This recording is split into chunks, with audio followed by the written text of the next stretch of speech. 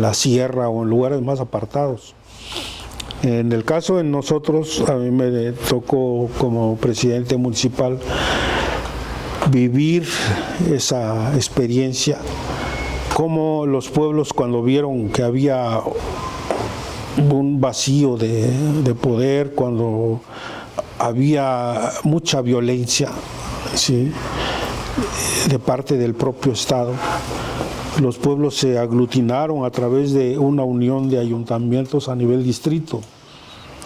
O sea que rompieron ese aislamiento comunal, comunitario, y pudieron ampliarse a una visión más amplia de distrito. Nos coaligamos 30 municipios, pero esos 30 municipios siguiendo la lógica comunal. ¿Sí me explico? O sea, no se reunieron para definir quién iba a ser el jefe, no, sino que las decisiones se tomaban de manera colegiada. Todos los presidentes llegaban con sus síndicos, sus regidores, y a exponer los problemas de cada municipio y darle una salida a los problemas que presentaban las comunidades. Otra vez, ¿no?, la iniciativa de la gente existía, ahí estaba, había propuestas, ¿sí? Para la seguridad, por ejemplo, se definió ampliar la policía, las policías locales, y una interconexión entre los municipios para la defensa de las comunidades en caso de que hubiera alguna agresión, ¿no? Sobre todo que en ese tiempo se dieron mucho los robos, como había mucha ausencia pues del orden, ¿no?, del poder, pues mucha delincuencia se desbocó, ¿no? Entonces empezaron a entrar a robar a los pueblos. Entonces lo que se hizo fue ampliar las policías, el número de miembros de las policías, y empezar a usar los radios y hacer una red de comunicación entre todas las policías. Si hubiera habido algún problema acá, pues todas esas policías nos concentrábamos en el lugar donde hubiera problemas y resolverlo, ¿sí? Porque el gobierno estaba totalmente estático, se quedaron paralizados, no había poder, pues, ¿no? Y entonces, así como ese ejemplo que estoy poniendo, bueno, los pueblos en otros momentos han aprovechado las coyunturas que se dan a nivel del Estado o a nivel distrito para poder manifestarse y para poder actuar conforme al criterio de los pueblos, al criterio comunal, pues, ¿no? Bueno, entonces espero que ahora sí quedó más claro, ¿no? Bueno, entonces más o menos aquí hay una secuencia de momentos importantes, ¿no? Por ejemplo, en el 91 entra en vigor el convenio 169 de la Organización Internacional del Trabajo, que es una instancia que depende de la ONU, ¿no? Pero en este caso el gobierno mexicano acepta la vigencia del OIT y su presencia en México, ¿sí? Porque tiene que ser ratificado por los gobiernos federales, ¿no?, en este caso. Este convenio de la OIT habla sobre los pueblos indígenas y tribales en países independientes, que en ese tiempo era la única ley internacional sobre derechos indígenas.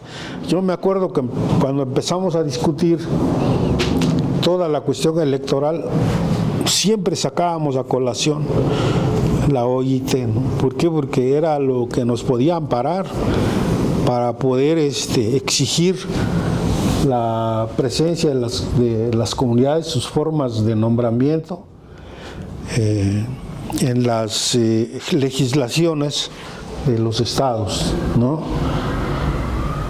Fíjense, en el 92 se logran los primeros cambios en la ley electoral local.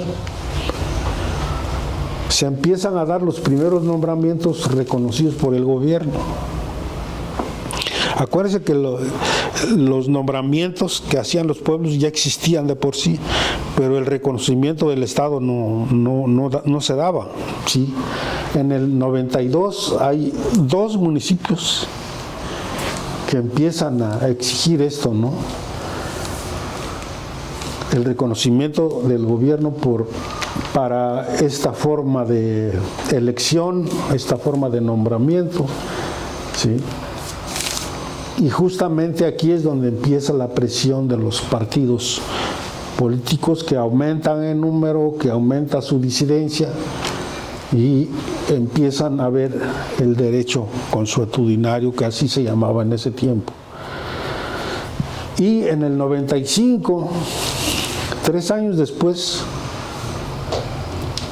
se da el gran salto, ¿no? Se da un gran movimiento a nivel de todo el estado, que se dan las elecciones municipales bajo las 2 modalidades, tanto sistemas normativos internos como el sistema de partidos. Aquí es donde se da un éxito en la respuesta, porque de los 570 municipios, 418 en ese momento se eligen por el sistema normativo interno, ¿no?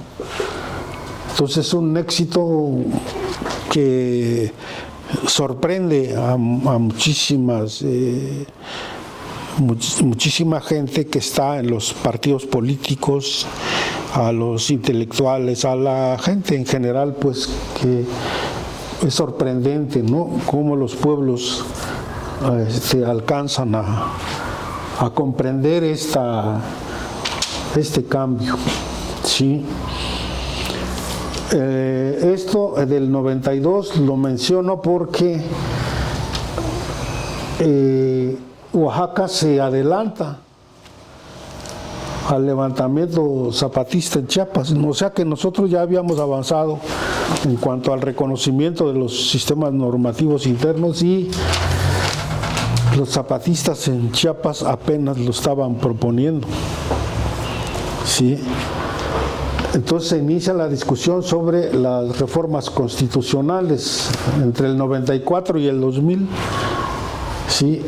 Sobre todo esto que es el segundo constitucional, y los acuerdos de San Andrés Larrainza, que es en el 96, ¿sí? Entonces este movimiento provoca que la discusión se dé a nivel nacional, pero a nivel local nosotros como Oaxaca ya habíamos avanzado en este cambio electoral, ¿sí? En el 98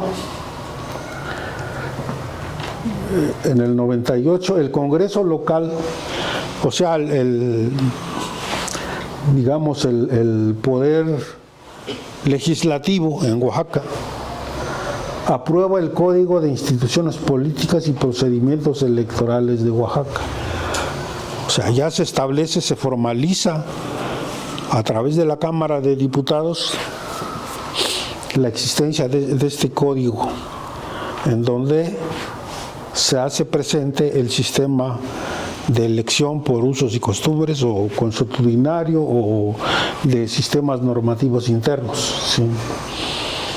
En el 98 ya se promulga la Ley de Derechos de los Pueblos y Comunidades del Estado de Oaxaca. La característica de esto es que ya no solo abarca la parte electoral, sino que ya entra, por ejemplo, en el ámbito lingüístico, que dice que los pueblos tienen el derecho de hablar sus lenguas, de promoverlas, de ejercerlas y de que en las escuelas se enseñen las lenguas originarias, ¿no?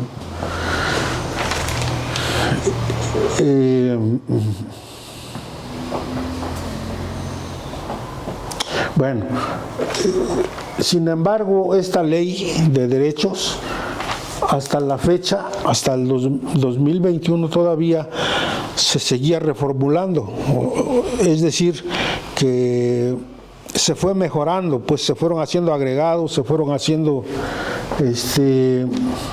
correcciones en la ley de derechos. Esto se publica en un primer momento por el gobernador Diodoro Carrasco Altamirano. Entonces se siguen haciendo las reformas. Una vez que se publica en el diario oficial, se van haciendo más agregados y se va enriqueciendo, digamos, esta ley. En esta misma ley aparece que los requisitos que exige el Estado para el reconocimiento de las autoridades electas es la composición de los órganos de gobierno a través del sistema de cargos.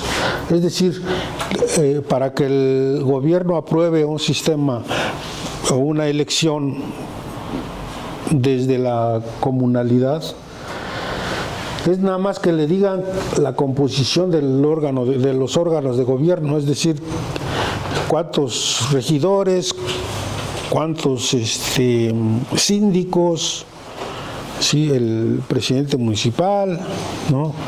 ¿Cuál es la composición de la estructura de gobierno? Sí, en este caso, pues es la conformación del cabildo, o sea, del H ayuntamiento. 2, tienen que explicar los conceptos de elegibilidad, es decir, por qué eligen a fulano y no a sutano, ¿no? ¿Qué características debe tener una persona para ser elegible, ¿no? Y ya lo veíamos el otro día, pues sobre todo la cuestión de pertenecer a una familia honorable, tener su trabajo, hacer el escalafón de cargos, ¿sí? Y desempeñarse honestamente, ¿no? El procedimiento de elección de los concejales, ¿no? En este caso las regidurías. Aquí, bueno, ¿cuál es el procedimiento? Algunos lo hacen directamente a mano alzada, ¿no?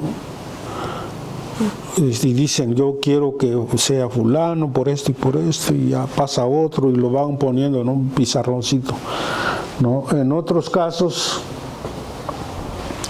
se hace por aclamación. Eso se ha visto en varias comunidades. Cuando nombran a alguien, pues ya toda la gente dice, esta persona queremos que sea, ¿no? Ya se manifiesta abiertamente, públicamente, quién va a ser electo. Y en el cuarto punto, ya ya entra la parte institucional, ¿no? Y dicen, bueno, estamos, a raíz de que estos requisitos se cumplieron, estamos validando los nombramientos y ya te dan los documentos respectivos, los nombramientos, pues los sellos,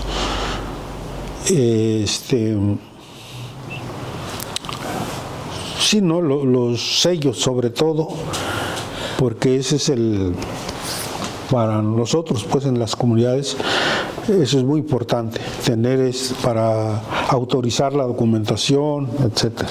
Eso tiene que salir del gobierno. Sí. Bueno, todo esto, pues es de considerarse la cantidad de energía, de disposición, el número de gente que se dedica a luchar por estas cosas, ¿no? Que aparentemente son insignificantes, pero que tienen un peso muy importante para la autonomía de los pueblos, para lograr la autonomía, que por lo menos haya espacios donde la gente pueda ser representada y que pueda hablar a nombre del pueblo. Sí. Vamos a hacer una pregunta. Hay una parte de la legislación que integra la idea de comunalidad, ¿no? Pero no sé exactamente en cuál de estas, en el punto, este proceso que nos estás señalando, sí, acá, pero hay una de las leyes, no sé si es esta ley de derechos de los pueblos y comunidades del Estado de Oaxaca.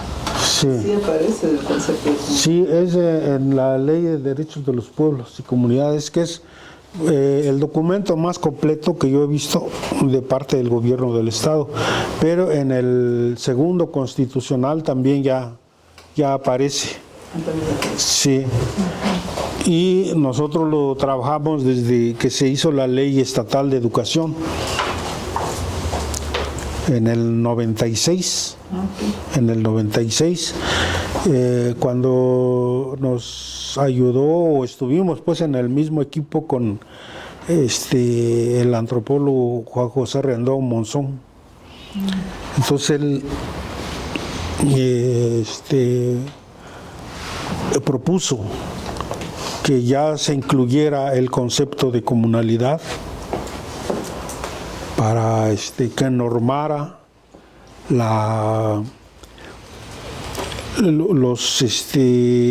currículo de las escuelas, que ya se integrara al esquema curricular de las escuelas el concepto de comunalidad y la forma de vida comunal de los pueblos, que ya se empezara a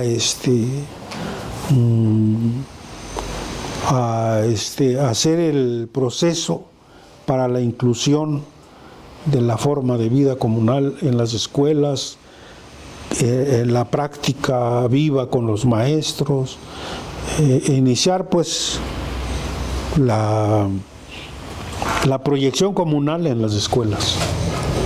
Sí. Eso fue desde el 96. Ahora, ¿de dónde viene todo esto? Lo que yo les comentaba, que esto se dio a partir de los procesos de resistencia a lo largo de la colonia. Desde el siglo XVI, el rey de España, Carlos I, impulsa la creación del Cabildo de los Pueblos Indios. Entonces, años después, esto sería la República de Indios. Sí. Y en su propuesta dice que todos los pueblos deben de recibir buenas tierras y casas e iglesias para evangelizar. Entonces, a partir de esta idea se da una reorganización territorial y social, ¿no? Se empiezan a hacer las reducciones y las congregaciones, ¿sí? Generalmente la forma de organización territorial era dispersa, o sea, las casas no estaban concentradas en un solo sitio. Y entonces los españoles, para poder controlar mejor a la población y organizarlos para la explotación, digamos, pues hicieron concentraciones de población, congregaciones, y hacían los censos de población para saber cuánta gente estaba disponible para los obrajes, es decir, para el trabajo agrícola y para la extracción de metales a través de la minería. ¿Sí?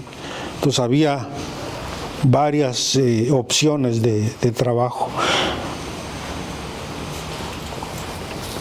Entonces los encomenderos tenían a su disposición las tierras y la fuerza de trabajo de las personas para hacer las explotaciones, ya sea ganaderas o de los obrajes, ¿sí? O de la minería. Eran varias opciones ahí, ¿no? Entonces se dio esta reorganización territorial en el 1548.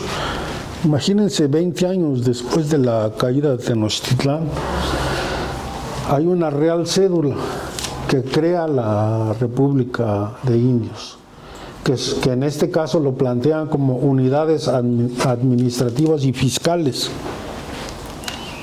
¿Sí? Quiere decir que estas repúblicas de indios se establecieron para poder cobrar el tributo, para adoctrinar en la fe cristiana, para la explotación de mano de obra y los recursos de la gente. Entonces dieron estas reducciones de pueblos y congregaciones, lo cual trajo como consecuencia nuevos asentamientos, o sea, nuevas repúblicas, pues, de indios, y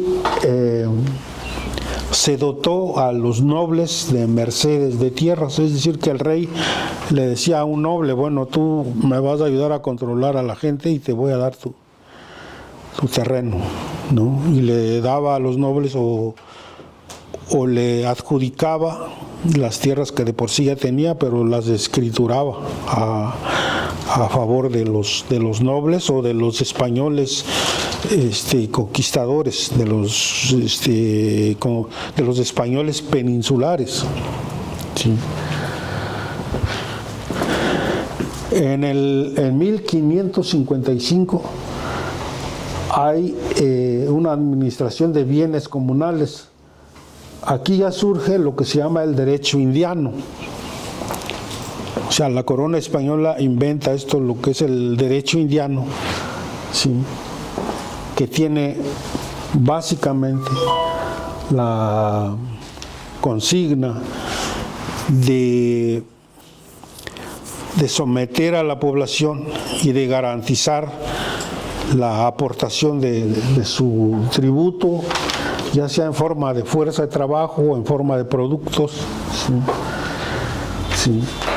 Esto provoca que en el siglo XVII se da la creación de nuevas repúblicas. ¿Sí? Y esto, desde luego, que trae como consecuencia conflictos al interior de los pueblos. ¿Por qué? Porque se redefinen las fronteras de los pueblos y en muchos casos esos conflictos hasta la fecha perduran.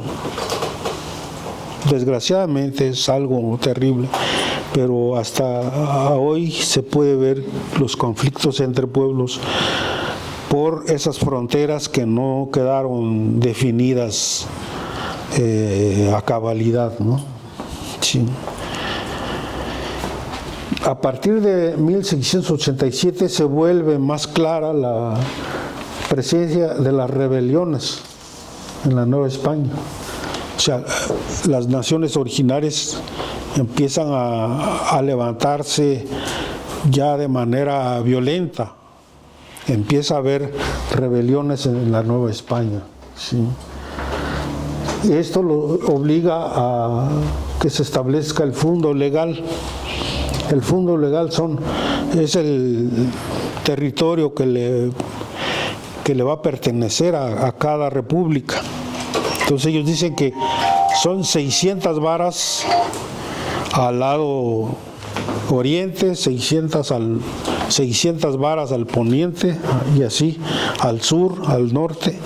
Entonces ese ámbito es el que consideran las autoridades virreinales en ese tiempo, que son suficientes para que los pueblos puedan vivir. ¿Sí? Entonces hay un reordenamiento de la cuestión agraria y se empieza a pelear los títulos primordiales, los títulos que hasta la fecha los pueblos los que lograron que se les dieran los títulos pues ese es el respaldo que tienen para que se respete su territorio. Sí, hasta la fecha esos títulos primordiales emitidos por las autoridades virreinales o las autoridades de la corona española, que muchos pueblos lograron incluso ir a España a gestionar esto, ¿no? O sea, hacían el esfuerzo de ir a la Ciudad de México o incluso algunos a España para poder pelear sus títulos primordiales. Sí, esto implica pues mucho gasto para el traslado y todo eso, ¿no? En ese tiempo ha de haber sido mucho más complejo. Pero no sé si se está entendiendo esto.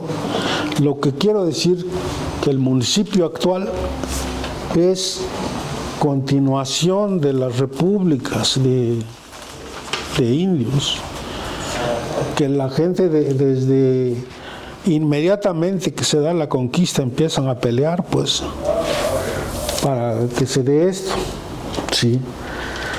Y ya después, a lo largo de todo el siglo XVII, pues los levantamientos, las rebeliones indígenas son en todo el país, y desemboca finalmente en la guerra de independencia. Por eso los ejércitos de Hidalgo, de Morelos, está compuesto básicamente por la gente de los pueblos. ¿Sí? ¿Por qué? Porque la presión que ejerce todo esto de los tributos, la cristianización, la explotación de los recursos, las reducciones forzosas de los pueblos, está presionando mucho a la gente. Entonces en la guerra de independencia estalla, ¿no? Entonces los ejércitos en el caso de Morelos, Morelos llega a Oaxaca y su ejército se conforma por pueblos zapotecos, mixtecos, la gente del Istmo. Entonces aprovechan esa coyuntura para poder derrumbar el poder de los nobles, que era muy fuerte todavía. Hasta 1750 en Tlalistac de Cabrera, una señora que era noble, que ya no tenía descendencia, decide donar sus tierras al común, y de ahí empieza la guerra ahí en Tlalistac de Cabrera. Desgraciadamente al final, pues el Estado le dice a los que están ahí en el conflicto que como para que no se estén peleando, no va a ser ni tuyo, sino el Estado se lo apropia, y ahí construyó la unidad administrativa, la ciudad administrativa. Es ahí donde está la ciudad administrativa, tierras de muy buena calidad, con riego, con agua suficiente y todo, pero pues se lo arrebataron a la comunidad, y el Estado lo retoma como un bien público, digamos, ¿no? Y todavía me tocó ver algo de la lucha de los comunales de ahí, ¿no? Que no son de juego, es cuates, no. Todos llegaban armados a las asambleas. Imagínense, ¿no? Pues es... Sí, un pueblo armado y así en consenso es temible, porque el ejército yo creo no podría entrar. Si ellos están en su territorio, pues es más complejo, ¿no? Pero bueno, de la guerra de independencia, pues ya sabemos, ¿no?, que se sigue esa guerra mucho después, y ya llega la reforma, y son los pueblos que están ahí, y no es gente de fuera, sino que son los propios originarios los que siguen peleando hasta la revolución y hasta la fecha. Ha sido una guerra permanente, pues, sí, para sostenerse como pueblos. O sea, la comunalidad no es un asunto que podamos decir que fue una dádiva o un regalo o un obsequio del Estado. No, los pueblos lo han conquistado punto por punto, ¿sí? Entonces eso nos hace pensar que la proyección de los pueblos de la comunalidad es que miran a futuro. O sea, la comunidad tiene una perspectiva a futuro en el sentido de que pensar en que el destino de la humanidad va a ser el robo permanente o la apropiación de los recursos de otro, lo que hace el capitalismo es eso, apropiarse de la fuerza de trabajo, de la riqueza de otros, para sostenerse como un sistema dominante. Entonces pensamos nosotros que no es el destino de la humanidad vivir así siempre en el conflicto, en el pleito, en la rebatinga, ¿no? Entonces pensamos que la propuesta que hacen los pueblos es esa. Aquí hay otra forma de vida que es posible. Y es posible incluso en la resistencia, es posible incluso en las condiciones más adversas que pueda darse, ¿no? Entonces, esa es mi visión muy personal. Desde luego que no puede ser algo tal cual está, ¿no? Sino que tiene que sufrir más cambios, más aportaciones y todo esto. Sobre todo porque el viejo Marx, ya cuando ya su situación de salud era muy precaria y todo eso, escribe en una carta a una militante del Partido Ruso, del Partido Comunista Ruso, Vera Zasulich, le escribe Vera Zasulich, y le dice: ¿qué hacemos con la comuna rusa? ¿Qué hacemos con la comuna rusa? Porque en ese tiempo la comuna rusa estaba viva, estaba muy fuerte. Y entonces él le contesta en la carta, le dice: mira, probablemente la comuna rusa tiene que seguir viva, que no tenga que pasar por todas las vicisitudes que pasan las demás sociedades al pasar por el capitalismo, le dice. Desgraciadamente a mí ya no me va a dar tiempo a analizar ese sistema, a analizar ese modo de producción, dice. Pero yo creo que la comuna rusa puede pasar al socialismo sin pasar por todas las peripecias del capitalismo. Ese es el viejo Marx, aunque en su juventud dijo que para que el capitalismo crezca, se desarrolle, tiene que comerse a las formas anacrónicas de producción, que es el precapitalismo, que somos nosotros, pues los precapitalistas se supone que somos nosotros, ¿no?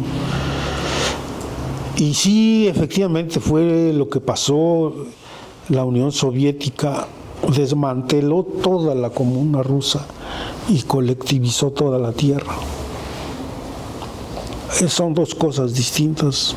Una cosa es la comunalidad y otra cosa es la colectivización forzosa de toda la tierra. O sea, el Estado dijo: vamos a colectivizar esto, y metió tractores y sistemas de riego, fertilización, etcétera. Pero desmanteló la comuna rusa. La comuna rusa es muy parecido a lo que es la comunalidad para nosotros.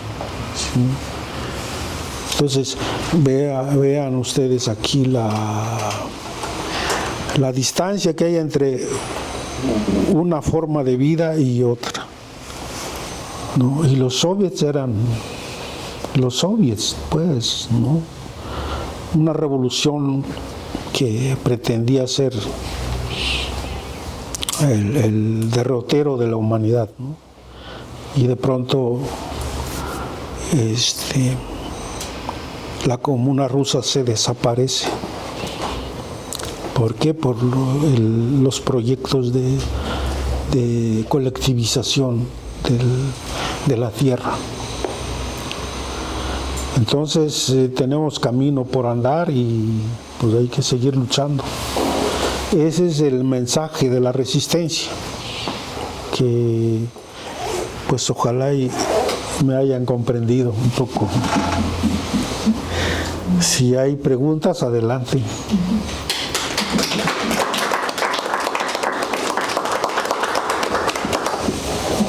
Muchas gracias, una visión muy clara de este proceso tan complejo y tantos aspectos importantísimos. ¿Hay algunas preguntas ahorita?